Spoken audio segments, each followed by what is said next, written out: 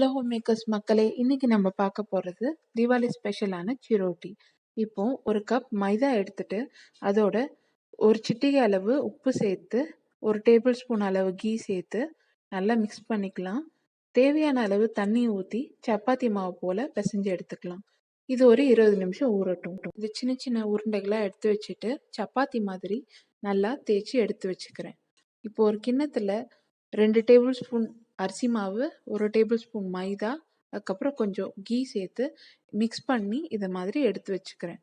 இப்போ நம்ம ஏற்கனவே சப்பாத்தி மாவு போல் எடுத்து வச்சிருந்ததை அது மேலே இந்த மிக்ஸ்சரை நம்ம அதில் அப்ளை பண்ணிக்கிறோம்.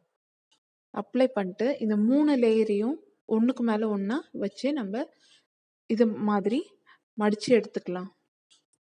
இப்போ இது மாதிரி சின்ன சின்ன துண்டுகளாக நம்ம கட் பண்ணி எடுத்து வச்சுக்கலாம்.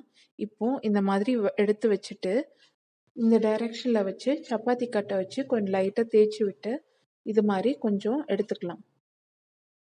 கொஞ்சம் நல்லா சூடான கடாயில் எண்ணெய் ஊற்றி அப்புறம் இதை நம்ம பொரிச்சு எடுத்துட்டு இது சூடாக இருக்கும் போதே இது மேலே பொடிச்சு சர்க்கரையை நான் தூவி விட்டுடுறேன். அவ்வளோதாங்க. இதை நம்ம ஒரு வாரம் கூட நம்ம எடுத்து வச்சுக்கலாம். சுவையான சிரோட்டி ரெடி.